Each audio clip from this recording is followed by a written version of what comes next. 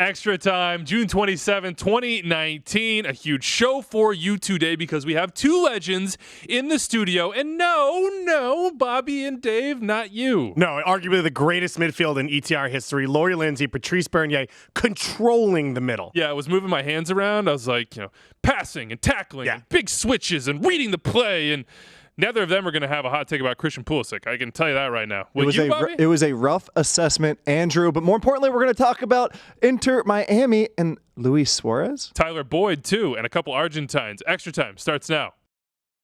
Oh, from New York, you are listening to Extra Time, driven by Continental from the AT&T MLS studios in Midtown Manhattan. I am Andrew Wiebe with my partners in soccer, Dave Gass, Bobby Warshaw. Boys, what's up? What bit are we doing off the top? I don't think we can do a bit. I think your brain is so thin right now. Oh. Its abilities to compute. If we bit something, you might just fall off your chair. Yeah, I could just. You're going to bring the boot out. Yeah, I took How'd that it off. guy smell? Yeah, it doesn't smell great. Ankle was hurting a little bit. You know how it goes. Bobby, I've missed you. I feel like I haven't had you on this show in a while. I've missed you guys. I feel like I haven't had somebody sitting next to me that barely pays attention to what I'm saying and what's going on. You think Susanna? No, she's very engaged. Your body language isn't always. I don't want to say you. It feels like you're ignoring us. Here, I'll say it this way: if you were coaching this team, you would kick you off the team. Exactly. We'd be like, Bobby, take a knee, eyes on us, engage, listen. You're part of this group. Yeah, come on. You can't show that to the rest of the group, then you don't need to be here. Exactly. Wait, do you guys actually feel that way? I do sometimes feel like you're really aloof. Really? Yeah. I'm sorry. All right. Well, I didn't know you felt that way. This wasn't even a bit. It all came out right now. This came in too hot. Big show coming for you guys are recording? We were in the middle of a meeting. Whoops, Sorry. Yeah, Lori Lindsey, former U.S. women's national team midfielder and World Cup veteran, will join us to talk about U.S.-France on Friday. Maybe the biggest game in U.S. women's national team history in a long time. I know, World Cup finals can be included in that, but they might be the underdogs in this game. We'll talk to Lori about what that means, about the hoopla around this team right now, because there's some headlines. Yeah. There's some people talking about some things. Yes, eye contact, Bobby, exactly. Right here, engage. Show off your extremely long torso. We are all Megan Rapinoe right now. We are. Also, David Beckham's at the England World Cup game. That's cool. That's cool. We're going to talk Miami owner. Speaking of legends, we're going to talk to Patrice Bernier about Canada. He's got a little bit of a little dual international flavor to this one. They're taking on Haiti in the quarterfinals. They have big dreams to go a long, long way. The U.S. do too. We'll talk about them as well. And then we're going to hit MLS, some wild VAR going down with Atlanta and Toronto. Wayne Rooney just shooting from everywhere and scoring from everywhere. Shooter's got to shoot, pulling up from 40. And Inter Miami, sniffing around one Tyler Boyd, who we just got to know on this very show. Before we jump into all that, let's talk about Women's World Cup. And let's talk about your sense of anticipation right now. Bobby, you actually were in France. We're just fakers. We're at home watching on TV. You put your money where your mouth was. How was France? What is this game going to be like in Paris? Is the city going to be a flame, a buzz, a what? What's going to go down? France was very good. Wonderful week. I'll add, though, that I was a little underwhelmed by the pomp and circumstance around the games. I thought it would be this full World Cup atmosphere, and it wasn't. It wasn't really being shown on TV, which is why I'm so excited for this game, because it feels like this is the game that's going to take it over the tipping point, that's really going to get it to that full World Cup status and give the game and the occasion and the players everything that they deserve. 3 p.m. Eastern, that's game time for you. There's a lot of sick notes going around and things like that. I feel like Summer Fridays, guys. Yeah, I feel like you shouldn't have to make an excuse. No, I don't think you. Some people will disagree right now and be like, "What are you talking about? What kind of job do you have?" Our job is to watch soccer all day, so I guess we can't really relate on some of those fronts. Before we get to Lori, what is the on-field storyline, Dave, that you think is the biggest or matters most? There's a few for the U.S. Obviously, the Spain game wasn't perfect, so there's a lot of ways you can dice that. I actually was encouraged by the way they played because I thought they got challenged and tested like they hadn't in the group stage, and I liked the way they rebounded. It was the most defensive pressure they've been put under, and I thought they defended well as a unit. Obviously, big mistake for the one goal they conceded, but that's not structural. So I thought structurally they played well against a Spanish team that's good in possession. It's the wings. France has an ability to either, unless Sommer, come off the wing and score goals, or just in 1v1 create goals from their fullbacks and their wingers.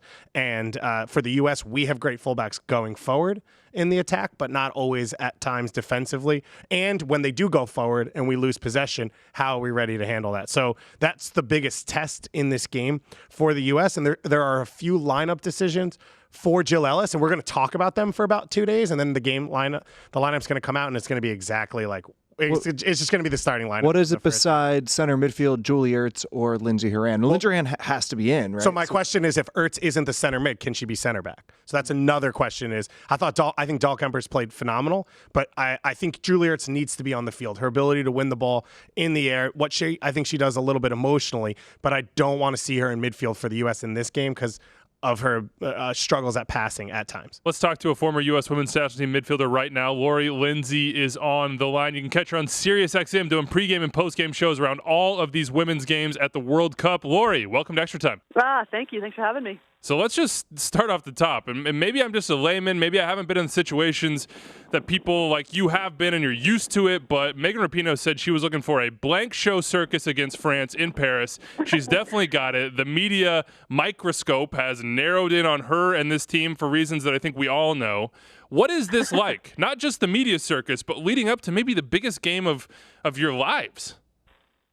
Oh, well, it's the best, especially if with the U.S. women's national team, it's already cutthroat. It's a competitive environment, best of the best. I mean, it's how many players are playing soccer in this country, and then to only be able to pick 23. I mean, it is so cutthroat. But at the same time, it's a team that's like built on that competition, so you're kind of groomed for that. So for it to be all this social media, all the media around it, it is so fun. I know the team's going to be pumped. As a player, it's exciting, but it's all about kind of like honing those emotions and managing those emotions prior to this big game.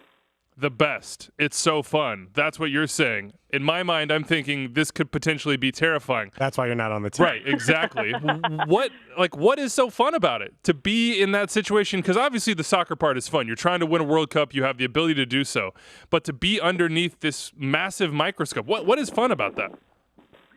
Well, it's fun because this is what we train for, and also it shows how far this game has grown, especially in the U.S. It shows how many people are tuning in. Obviously, as we've talked about, we know the stuff that's going around the team and around Megan in particular.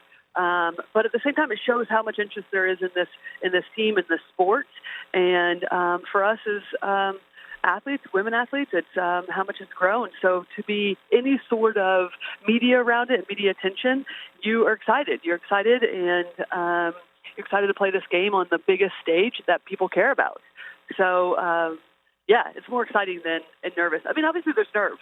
Don't get me wrong. I mean, there's pressure and there's nerves, but it's what you prepare for. And whenever you're playing this sport, you want to play in front of fans who care and who are excited about it just as much. And so that's what we're going to see tomorrow. Lori, I'm pumped, and I'm not even playing.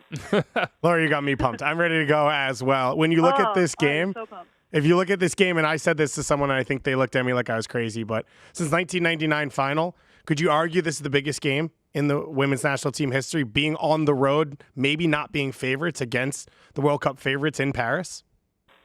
Yeah, I love that comparison because I would say so. I mean, we are going to see massive amount of fans tuning in. We've already seen like the funny memes and like people talking about like calling into work and trying to get the day off work, or like, hey, I'm not going to be here for a couple hours.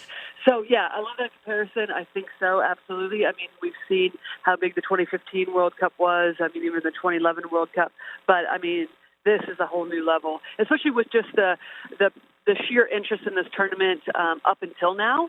And then to be the two favorites meeting in the quarterfinals in Paris, it's just like, I can't even explain it. I'm getting chills talking to you all about it. I'm like, wait, I want to be playing.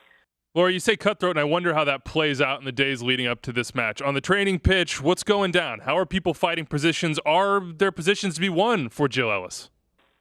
Good question. And a lot of time at this point in time, there isn't a lot of rotation coming in. The competition has taken place. I mean, obviously everyone's fighting and hoping they get minutes in, not in terms of like, hey, I hope that anybody's injured, but mainly just because like, hey, if I can get into a big game like this, that's amazing. This is what I worked my entire life for.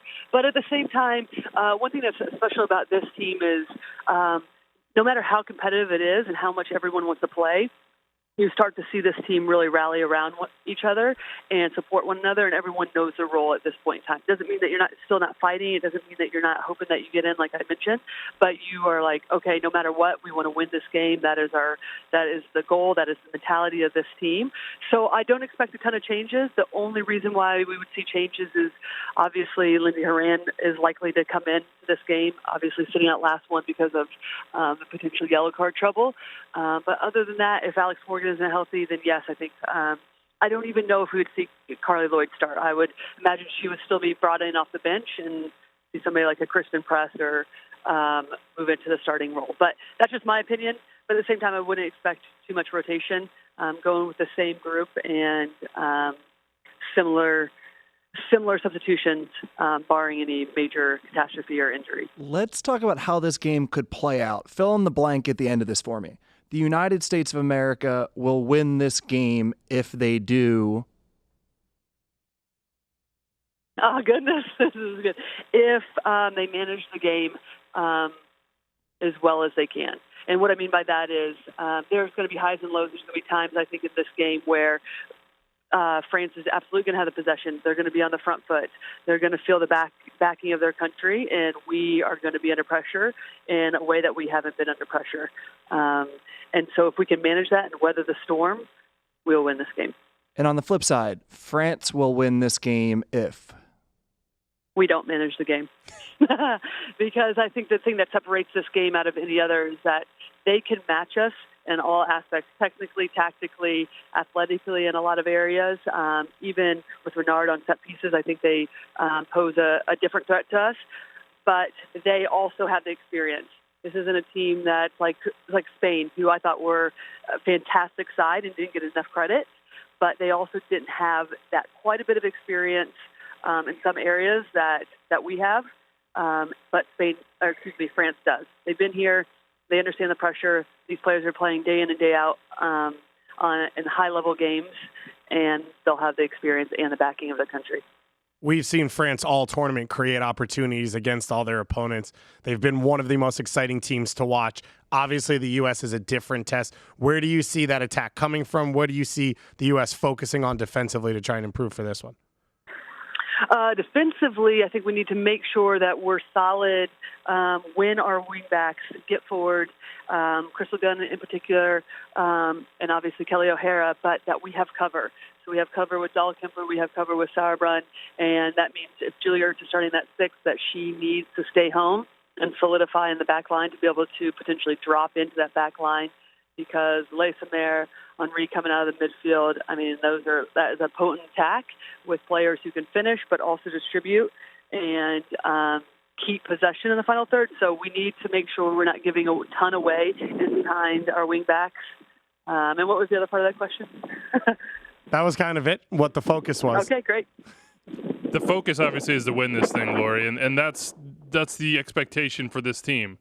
So what happens if it gets a little weird, or France goes up, or things go off the rails? What happens if they lose this game? Let's say, I'm just going to introduce the possibility since Bobby already did it for me.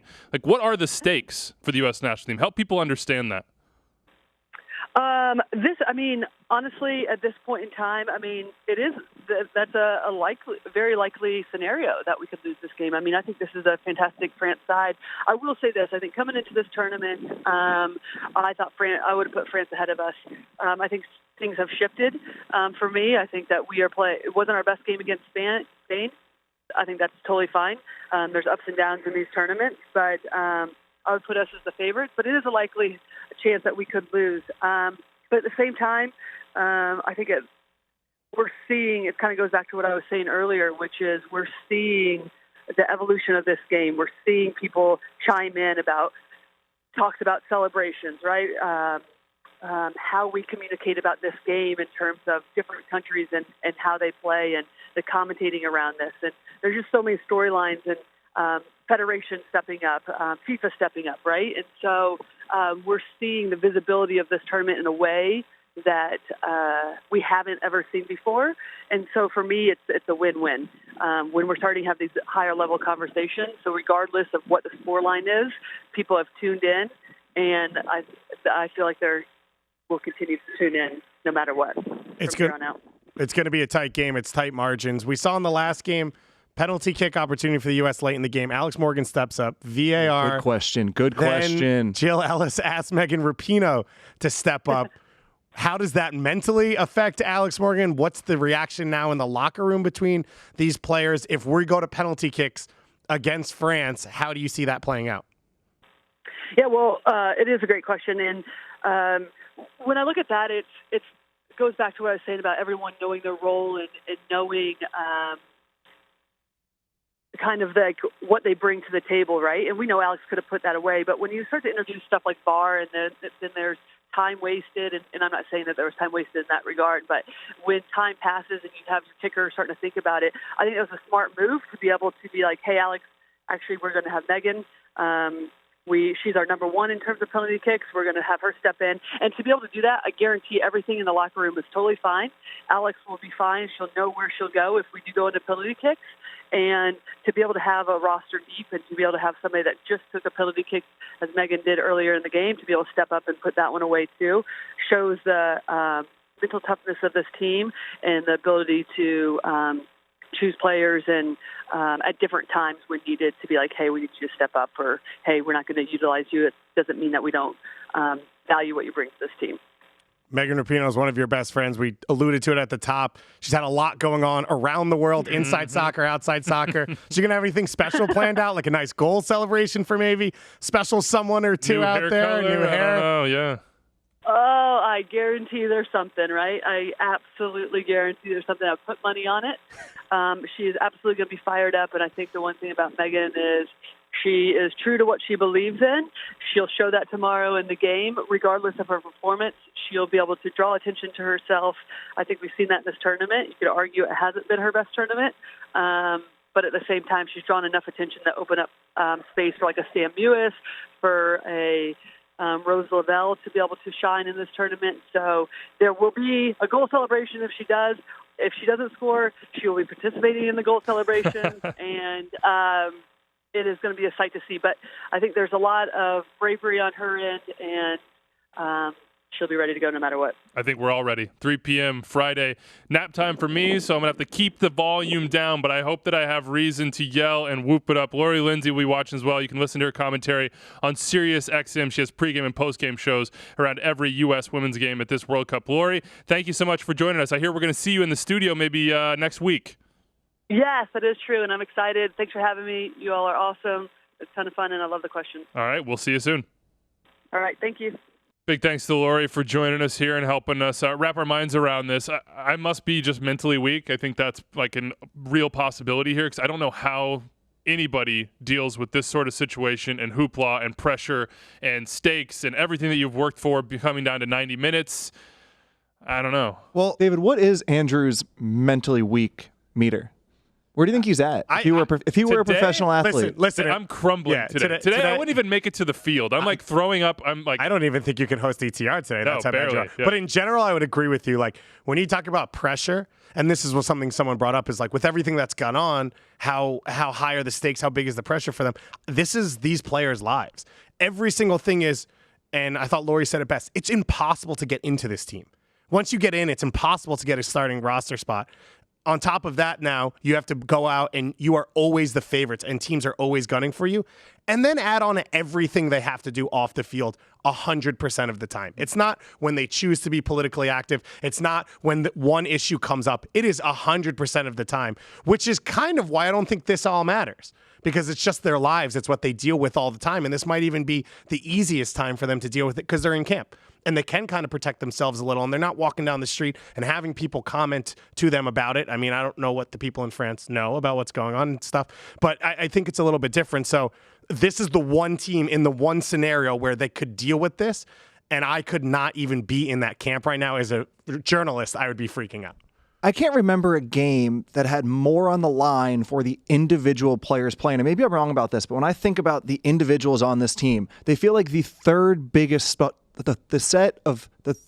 biggest set of stars in terms of athletes in the country. Did that come out right? Did that make sense? You have NBA players, you have NFL quarterbacks, and then you have U.S. women's national team players. Yep. Is that fair? They're bigger than baseball players. They're bigger than all the men's players. They have a ton on the line for their own personal finances, for their own personal brands. They are superstars. They're superstars because they're interesting in their personalities, but also because they win. And if you think about their career earnings, their sponsorships, their brands moving forward in the same way we think about what LeBron's trying to build and KD and Tom Brady with TB 5, 6, whatever it is, it feels like this women have that. They're on par with that, but it's dependent on winning. I just can't think of a single game with as much on the line for the individuals as this one coming up. I mean, that's what would wreck me, honestly, is because it's every 4 years. Like, Tom Brady, LeBron, Right. there's every year you've got another shot at it. Every year you can make some moves, all that, this, that, and the other. And the rest of the league might be growing, but maybe not at the same pace that the rest of women's soccer is growing. And it is like exponential, it feels like. Yeah, it's also a little weird because that was the conversation in 2015 was like, could Abby Wambach and Carly Lloyd and Alex Morgan get one? And they did. And yet now the conversation has reset itself to exactly what you just said. I don't disagree with you, but it was odd because that was what 2015 was like. This generation, they have one last shot to win this World Cup and to, redo the problems of 2011 and the loss to Japan and the revenge and all that. And they did that. And then it's come into this one. And it's like all that matters is winning. And maybe it's because Rapinoe and Lloyd and Morgan have stuck with the program. And so maybe it's still a continuation of that. But I agree with you. And I think it's odd that that's the case. But on what you're saying, as the teams have caught up, like they're probably going to have to play England in a semifinal if they get there, and then they'll probably have to play like Netherlands or Germany in a beating final. France, if they do it in the quarters, isn't just like waltz in. This is the champion. Yeah, that's why there's I'm a saying lot of work to do at that point. I think this might be the hardest game they've played since the '99 final. Friday, 3 p.m. Eastern. We'll all be watching. For those Canadian listeners out there, sorry about the loss that you suffered. Sorry about the PK save, the miss. I mean, it's for Sinclair. I don't know. Patrice Bernier will be here in a second. He'll help assuage some of those disappointments for you. The Gold Cup is still a big opportunity for Canada, as it is for the U.S., though the pressure not the same as it is on the women for obvious reasons. Knocked off Panama. Josie Altidore is back. A 1-0 win. The overhead kick for Josie wins this thing. 11 changes from Greg Berhalter. He did not leave a stone unturned. Complete changes. 22 of 23 players on this roster have now played. The only one who has not is Tyler Miller, the third-string goalkeeper. We talk about progress a lot with this team because that's sort of been Greg Berhalter's rallying cry, saying every game has to show something. Even if it's small, even if it's just a little wrinkle, we need to take a step forward every time. Well, they took steps forward as far as results go. Those friendly losses are pretty much in the rear view now. 3 straight wins, plus 11 goal differential, no goals allowed in the group stage competition, not up to the same level as it will be in the knockout rounds, although maybe you could argue about Curacao. They've been a darling of this tournament, which I told you, Dave. I told you, okay? You turned off the game. Yeah.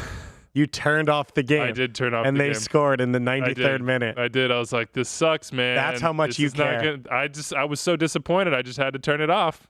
The odds of that all working out, by the way, because I picked Jamaica in the final, and in my head, like they had to probably win the group to get, to the semis, to then play. You don't want to play the U.S. too early, blah, blah, blah. The odds of all that working out was very low, and it all worked out. Yep, it did. What'd you make of this game, Bobby? And what'd you make of, even more importantly, have you thought more about your Christian Pulisic take from Club and Country last night? Because if you didn't watch, can you sum up what your thought was? Well, let's do the first part. Watch. Okay. Let's do this first part, thoughts on the general team, and not just about the specific game, but there's a conversation I wanted to have as I contextualize my thoughts and, more importantly, my emotions about this team and where they're all coming from. And guys, I think a big part of it comes from the expectation and where I thought that the U.S. men's national team would be at in 2019. There's a 2002 World Cup, right? And you think to yourself, we already won it in 2010.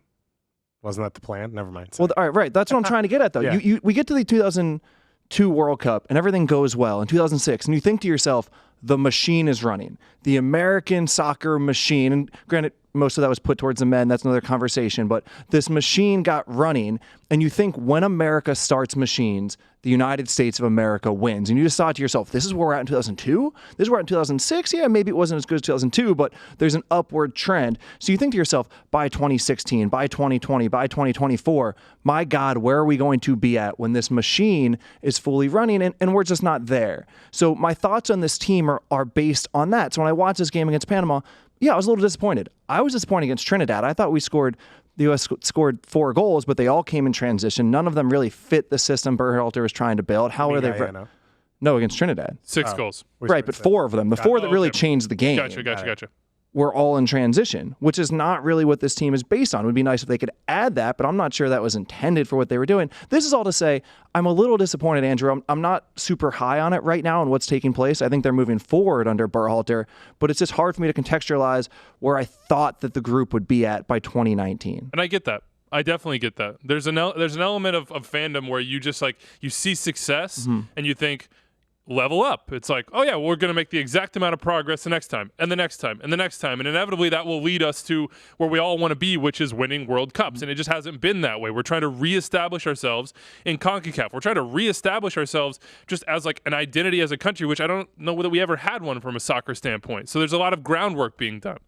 But my mind is still blown, Bobby, when I go and think about last night when you were basically just what has Christian Pulisic proved with the U.S. national team? Yeah.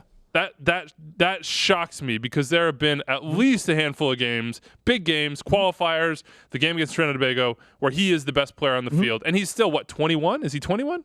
20, 21? Okay. He's a young man. Yeah. He's a young man. So my statement last night, David, was that I don't know what Christian Pulisic has done to lock down his spot, to say that he deserves to start every single week. And yeah, people didn't like that comment, but it comes from a couple different places, right? This idea that Christian Pulisic is the star for this team, if you look at his resume, his potential, his ability, yeah, it all wins. He has the highest in all 3 of those, but at the same time, when you watch him play, when you look at his performances, he has had more poor performances for the team than good ones. And that's subjective. And if I'm wrong and you disagree, that's a fair statement on your part. But when I watch him play, if you go back through the Hex, for example, everyone says he was great in the Hex.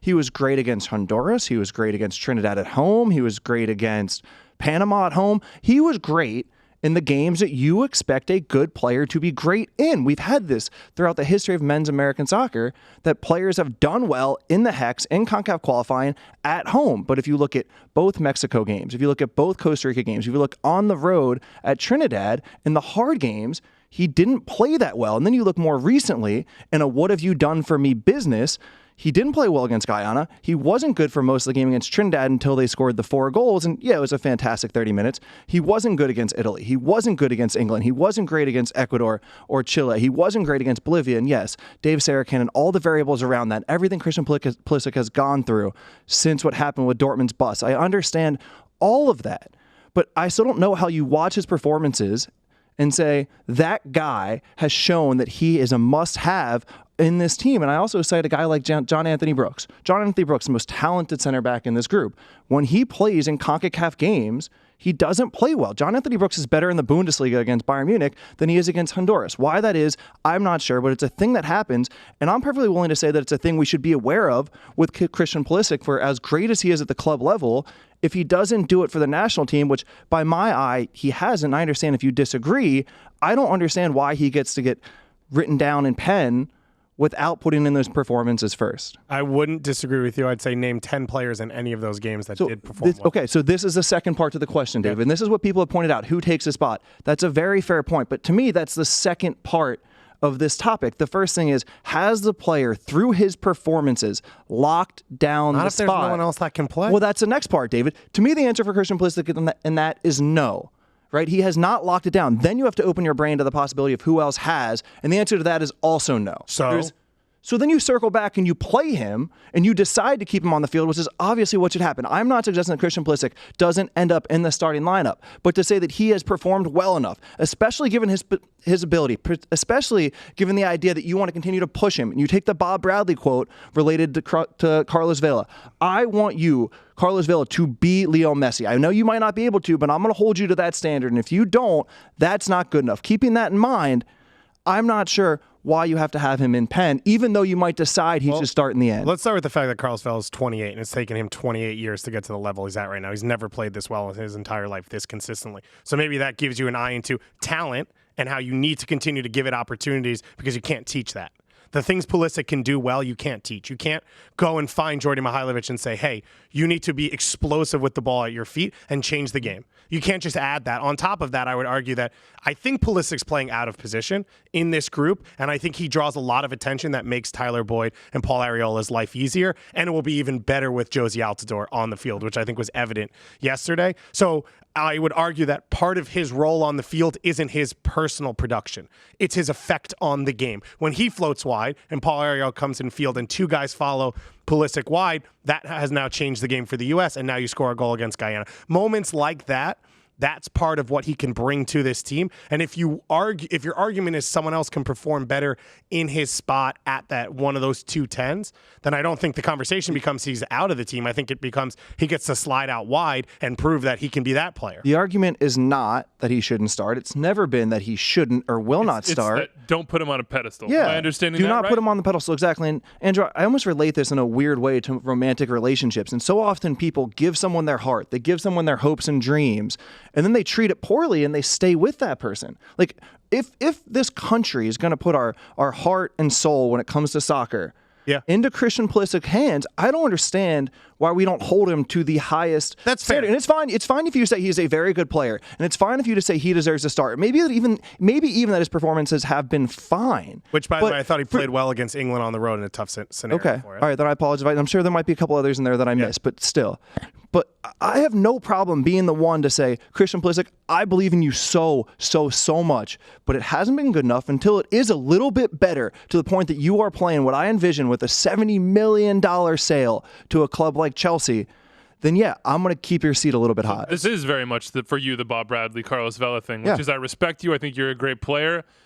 All that said and done, I want more from you always. Correct. But can I reiterate what I think we talked about 2 weeks ago on the show with when Donovan and Beasley came into this group? You had Claudio Reyna. You had John O'Brien. You had Brian McBride. He doesn't have any of that. And when Josie came into the group and Michael Bradley, you had Clint Dempsey and you had Landon Donovan. The role that Pulisic's being put under is different, but the purpose of it isn't to win the Gold Cup in 2019.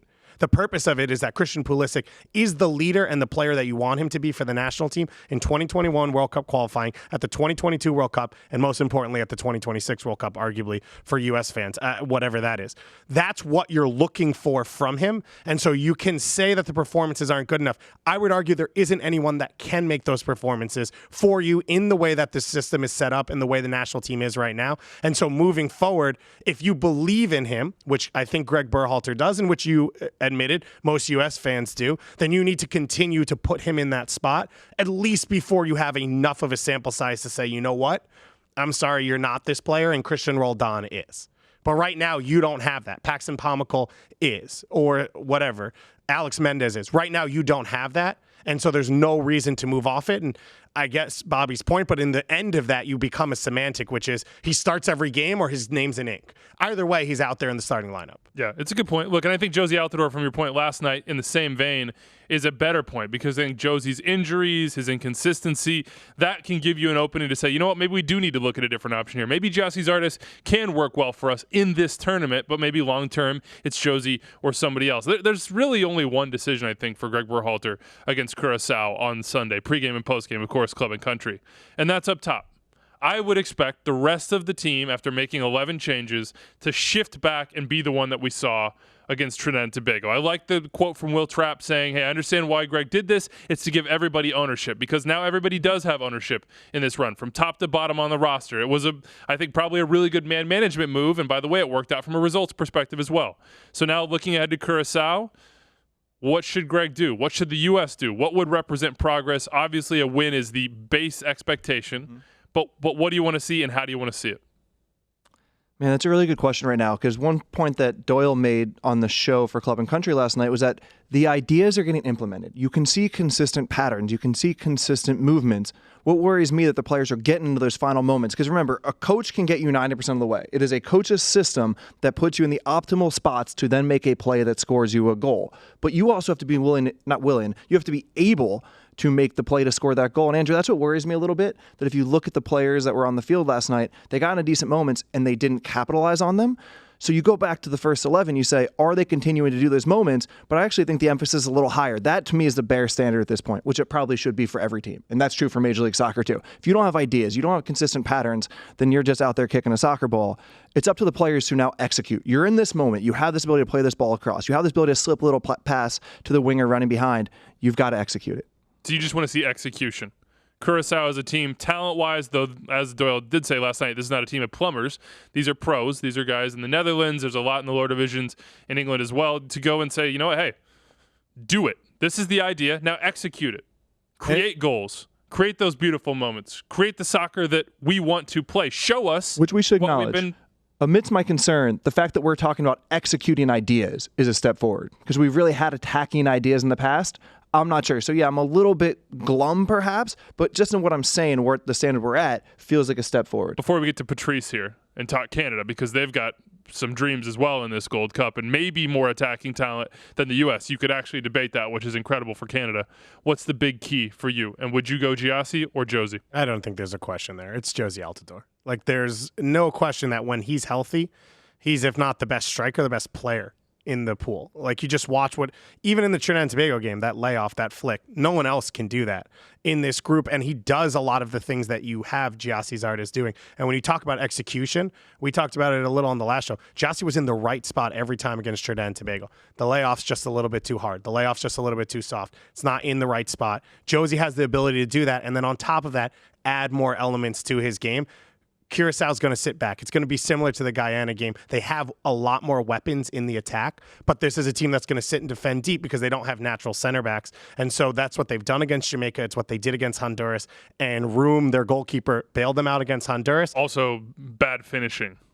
Bailed them out against Jamaica. So this is going to be a similar game, though, where the emphasis is going to be you need to create in the attack, because it's going to be the U.S.'s job to push this game forward. Because otherwise, Curacao is just going to sit there and say, let's just go to PKs. Yep.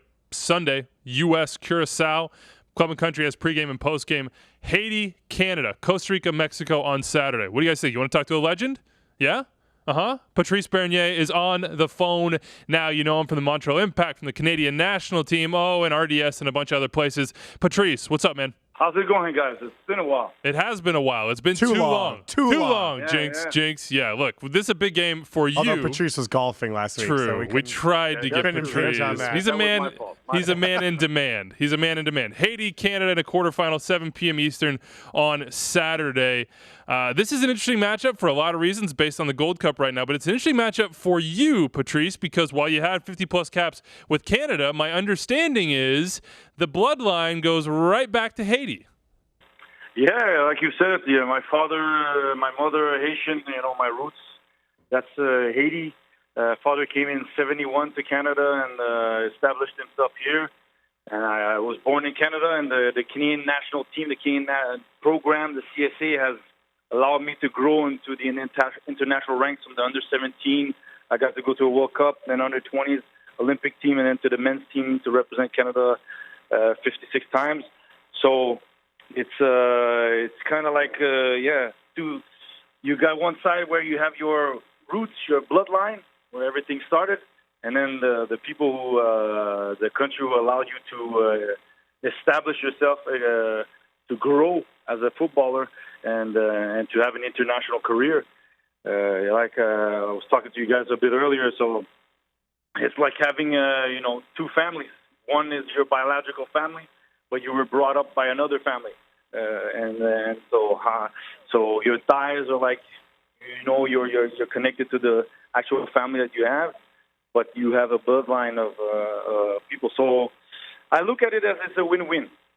Win-win for if Haiti does well, because right now there's a lot of turmoil in the country. So this is a positive sign. So it's positive when there's sports teams that are showing, that are shining. I'm always rooting. When I look at Derek Etienne, he plays for Red Bulls, but I'm happy that there's Haitian players that are there and striving and doing well. But at the end of the day, at the age of 14, I've been in a national program. So it's like when I retired, it was almost 24 years of being with the CSA, with the Canadian national program. So you're looking at Jonathan David, who's Haitian too, who's there, and but playing for the national team, that's allowed him to be where he's at now.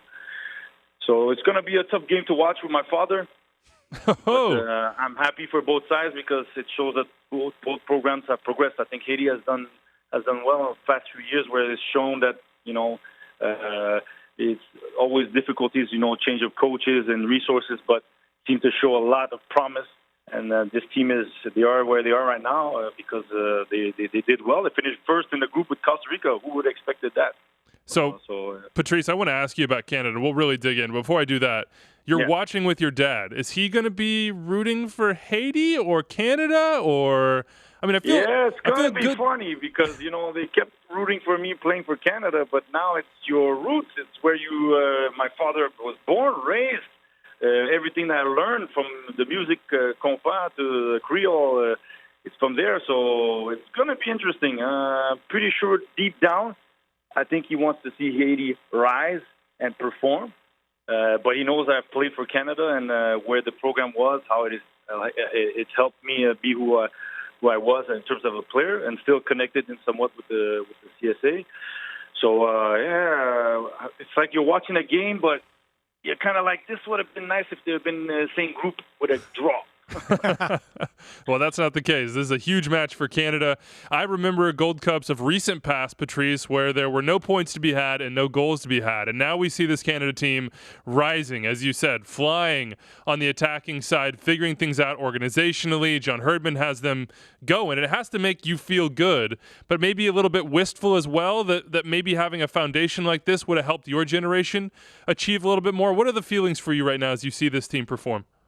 I'm happy they are where they're at because in 2017 I got to play with Alphonso Davies, who everybody knew a little bit in MLS, but he kind of came out internationally at the Gold Cup 2 years ago.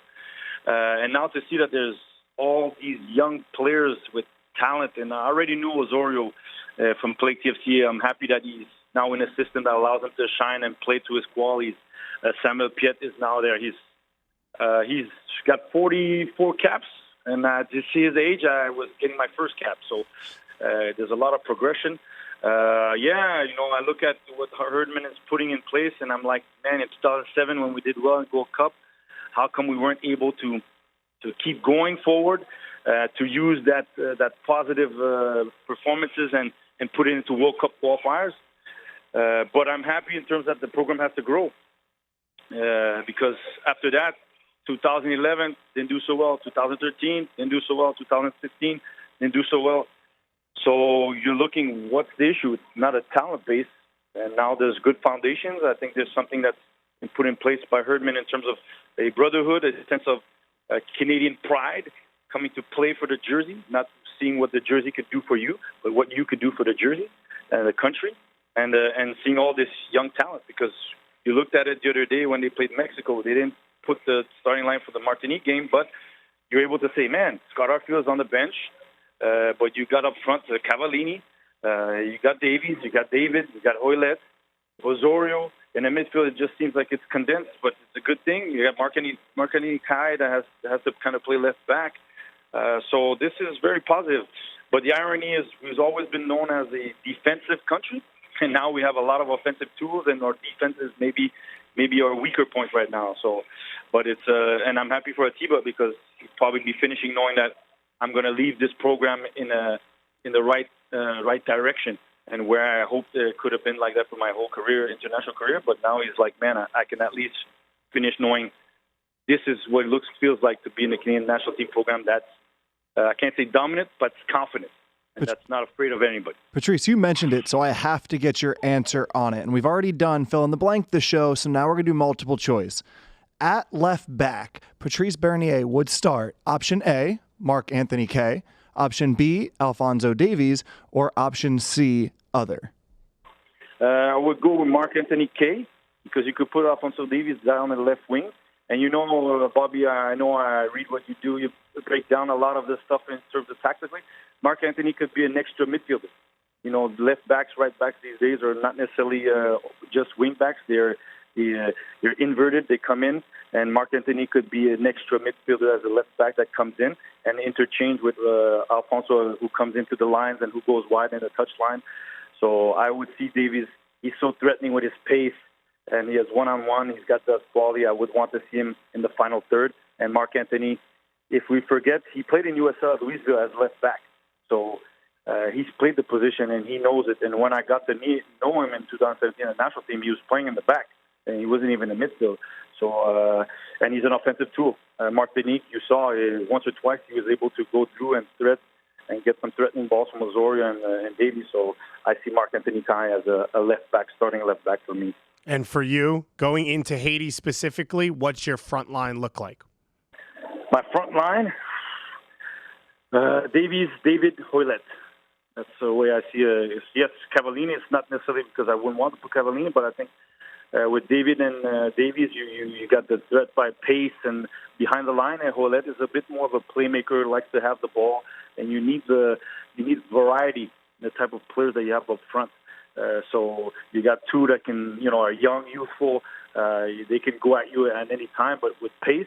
And you got Hoylett who can come and combine with Hartfield in the midfield with Osorio or Atiba, and create those combinations, those 1-2s. So that's the front line that I would see. And then that you could have Cavallini that can come in and bring power and a body because he's a handful, as we have seen against Mexico and the last game against Cuba. So starting lineup would be David up top, and Hoylett on the right. Tough decisions for John Herdman. That's a good place to be. You mentioned 2017. Alphonso Davies did it at 17. He was tied for the Golden Boot. He was the darling of that tournament. He was the darling of CONCACAF. And then he goes to Bayern. And then here comes Jonathan David at 19 doing what he's doing, probably going to make a big move from Ghent. I mean, the U.S. wishes they had that type of talent. What does that sort of transcendent talent do for Canada, and where should David go after this? I mean, it seems like he's going to make a big move. Yeah, Jonathan David is crazy. About a few months ago, he was in Ottawa, and then he goes to Ghent, and then it's all about taking your opportunities. And he got a few minutes. He started scoring goals after goals, and now with the national team, he's on. If he keeps going like that, he's going to shatter Duane Rosales' record of 22 goals in a few years. So if not in the next following year, if he keeps on the track that he's on now, and he could potentially. Being in a European club, that means he probably could be potentially the Canadian that will be transferred the most money, knowing that now it's Alfonso, but now that he's Ghent in Belgium, it looks like there's interest from a few places. He could be going for a big transfer fee, and I think now it's for him to see where's the next step. I'm doing it because, it's the next step, but also somewhere where I feel I'm going to keep playing and keep progressing as a forward, and he's only 19, so you imagine these guys when in 2-3 years or 4 years when they'll be in the prime of their career. It'll be really interesting where he could go. I wouldn't be surprised that he goes somewhere in Germany because his profile seems to be very interesting for the German type of football. But who knows? I'm just going out there and giving my own opinion. But he could be the Canadian that'll be worth the most in a transfer window in the history of Canada. Before we get you out of here, I have to ask about the result, Patrice, because that's what this all comes down to. You're trying to go to the semis, take on Mexico, we expect, maybe even get to a final, make history again. Is this game for Canada as they build and build and build, hopefully toward 2022 World Cup, is this a must-win game? Do you guys have to win this, and if you don't, it's a disaster? What are the stakes? Yes. No, me, we didn't really talk, but in my mindset, I said for Canada, this Gold Cup, it's semis at least. That's why I feel. If the last two years ago we were able to go to the quarterfinals with a team that was just starting to be built around young players, now those guys, Davies, Hartfield, they've been to the Gold Cup. This is the second time around, so they should have experience. Atiba has tons of experience. So Zora has been where Samuel Piet. So these guys may be young, but they have a little bit more international experience. So for me, they have to reach the semis at least. And I think right now, CONCACAF does not have a dominant country. Mexico is still number one, but I don't see them as, Martinique threaten them. So I don't see anybody, and the U.S. is still in a phase where, I guess, kind of like Canada, a lot of young players coming through. So this is the time for Canada to maybe come over Costa Rica because they have a lot of older bodies and veterans, but it's like a generation that might be cycling out.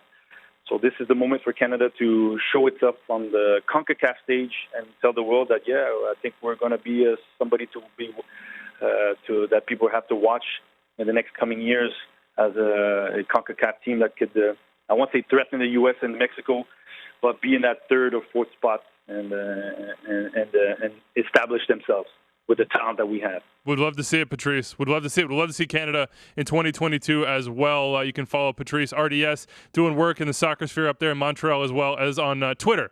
Patrice, you're a legend, man. Thanks for joining us. Good luck with watching the game with your dad, with the result, with all the emotions you're going to feel around this one. It should be special. Yeah, thanks. Always a pleasure to talk to you guys. And, it's going to be a very emotional game. Follow the Twitter, that's for sure.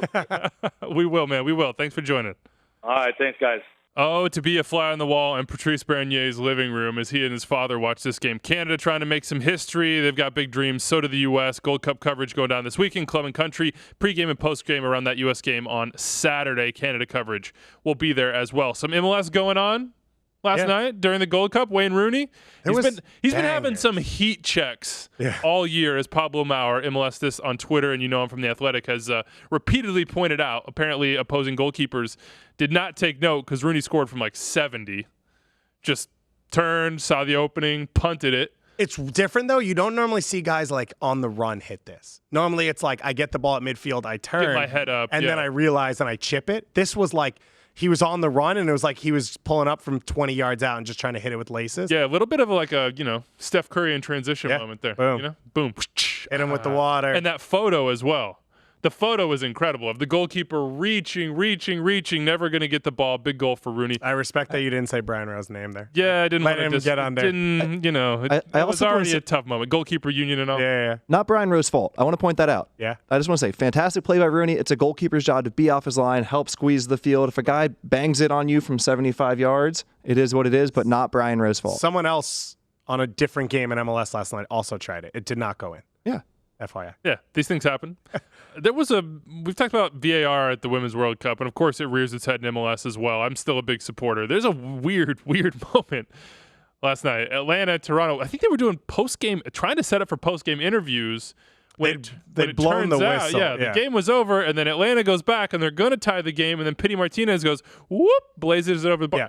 Walk me through this, because I was paying way more attention to the U.S. So the game ended, and then the referee put his hand to his ear because the game hadn't restarted. Like the last play was the penalty kick claim, basically. The ball came across the box, and Nick DeLeon, instead of heading it, as a defender going towards his own goal, he hit it with his arm, which took it away from where Pogba could have touched the ball, which is cool that I get to say that, by the way, about MLS. Which Pogba? Don't pay attention to that. Yeah. So they go and review it, and then they have to come back on the field after the game is over, which almost happened in the Canada-Cameroon World Cup game. There was also a penalty claim in the final moment of that game, and I said, I think to you, what a nightmare scenario this could be. And then like 2 days later, it happened. So then you get this whole thing, and you line up, Pity Martinez had already made a PK in the first half, and he blasted over the top. And that's the final kick of the game, because at this point, the game's over. Yeah. And it was... As if Pity hasn't already had just a lot of things kind of heaped on top of him in his time in Atlanta. That was just yet another. And the kicker on all this was that there was a penalty kick for Pozuelo to win it in the 93rd minute. Right.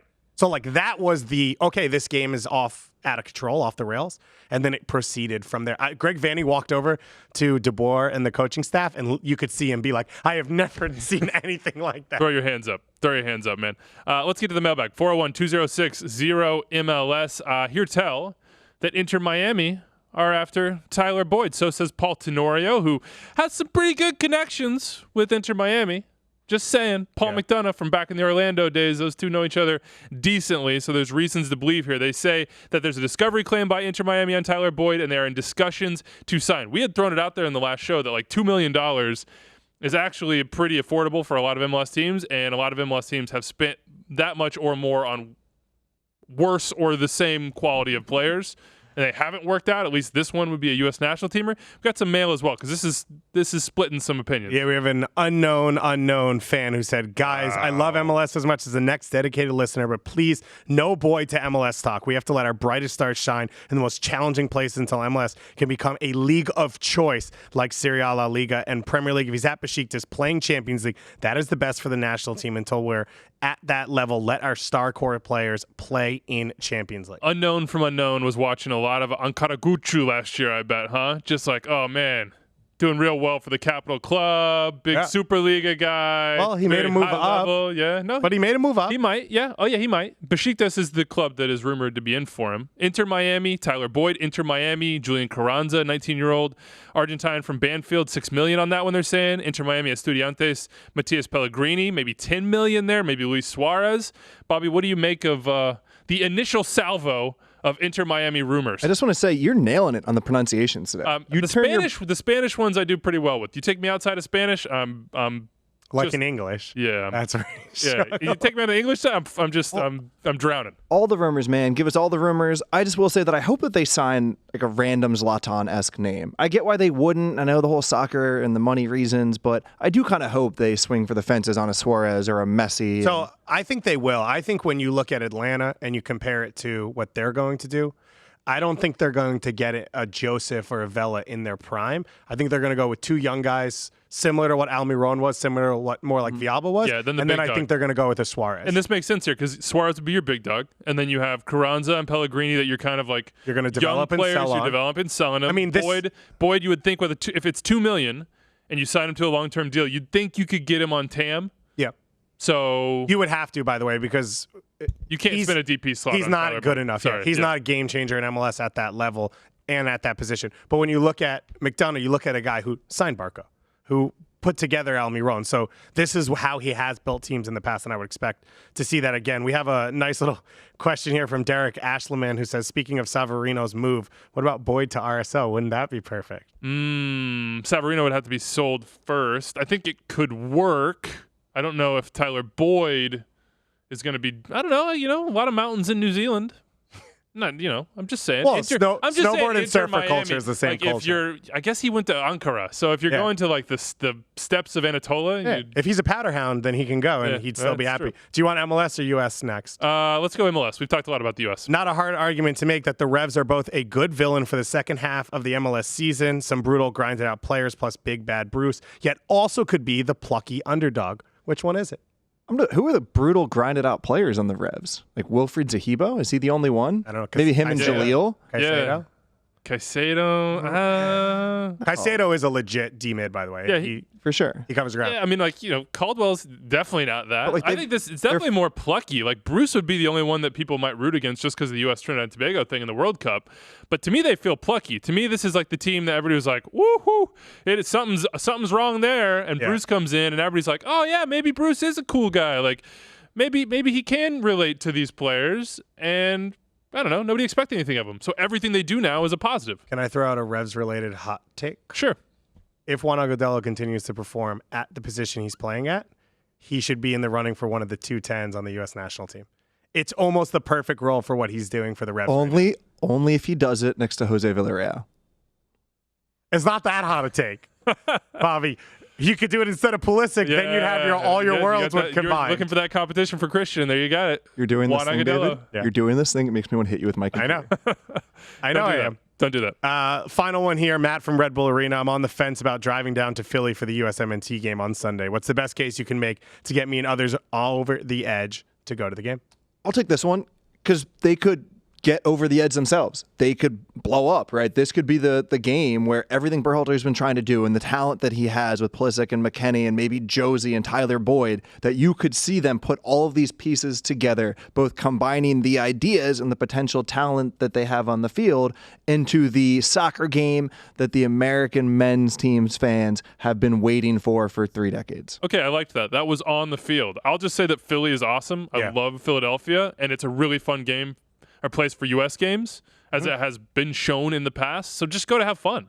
Like, go spend your Sunday watching live soccer with a bunch of other U.S. national team fans. Like, have a couple drinks in the parking lot. Be safe, obviously. But go meet some Curacao fans. Play a little pickup. Yeah. Keep those ankles wrapped. Nice. Don't let anything happen. Wiebe to those. watches other people play pickup. Yeah, dude. I you wanna know hurt the difference looking between at other people walk. Right now, I see you guys walking to the studio. I take cabs to the studio. I see people walking in the streets of New York, and I hate all of them. You walk in here on your two yeah, legs. on your two feet, your functioning high and joints. mighty. Yeah, I get that. Hey, MLS games this weekend. Some good ones. Portland Timbers back at home against FC Dallas. Dallas blew a lead against Vancouver midweek. Cali Timbers. Classico. Yes. At Stanford Almeida Stadium. GBS. Yep. This is the one we've Historical been waiting for. rivals. And San Jose are They're rolling cruising right now. It Yeah. helped that they played Rio Grande Valley this week, but they Same are the same about the Timbers for sure. the week before. But Yeah, they are playing confidently, and they do know who they are. The interesting thing about them is they always get better as the game goes along. Like they are at their best between the 50th and the 90th minute, and then you look at this Galaxy team. You don't know what type of legs you're going to have in there, what type of experience. That could be a perfect place for. The other games I would put up on a pedestal, kind of like people do with Christian Pulisic, Bobby. New York City FC, Philly Union. I think that is a good game in the Eastern Conference. Then Seattle Sounders, Vancouver Whitecaps, little Cascadia to finish off Saturday night. Also, they will honor Chad Marshall at that game. We wanted to get Chad Marshall on this show, but in typical Chad Marshall fashion, he's not doing interviews.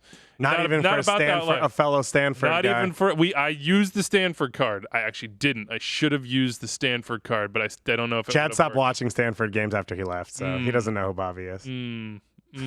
This is not a bit, but that is the end of the show. Thank you so much to Lori Lindsey for joining us and shedding some light on the women's national team ahead of a huge game against France. And thank you to the legend Patrice Bernier for joining us to break down Haiti, Canada, and the future of the Canadian national team. U.S. on Sunday, Club and Country pre- and post-game. We'll be here on Monday to break down all the action. Enjoy your weekend, everybody. We'll see you then.